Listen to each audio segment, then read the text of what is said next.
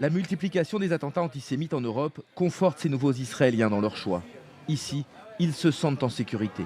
Ils se disent qu'ils seront plus en sécurité en Israël, alors qu'il y a la guerre contre les Palestiniens. Je ne sais pas si c'est vraiment plus sécurisant d'être en Israël qu'en Suisse ou en Europe ou n'importe où. Ils peuvent se sentir chez eux en Israël, mais ils sont aussi chez eux en France, en Suisse ou dans tous les autres pays. Moi, je trouve que c'est injuste quand même. Parce qu'ils ont la liberté de vivre où ils sont nés. On se rappelle surtout de la Deuxième Guerre mondiale, avec tous les Juifs qui ont été exterminés. Donc je pense que ça nous fait un peu mal de se représenter ça, puis on n'aime pas ça. Revenir à quelque chose comme ça, c'est vraiment... ça fait peur, je trouve. Et c'est quelque chose dont on devrait se méfier. Mais le problème cette fois-ci, c'est que c'est pas les nazis, mais c'est religion contre religion là plutôt. Puis c'est pas forcément comme musulman fait des actes criminels contre les juifs que tous les musulmans sont comme ça.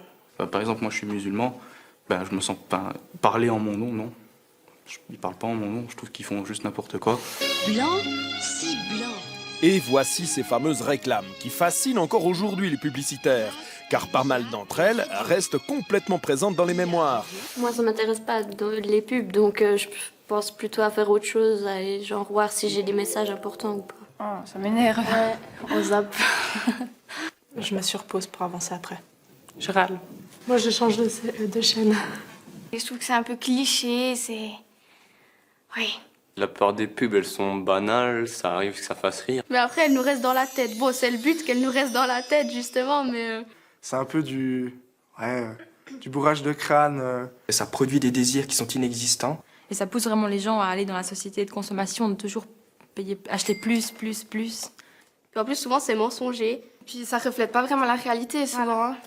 Par exemple, un hamburger, ce sera super bien représenté à la télé, mais en vrai, on va l'ouvrir puis on va être déçus. Voilà. Vraiment meilleur. Vraiment meilleur. Vraiment meilleur.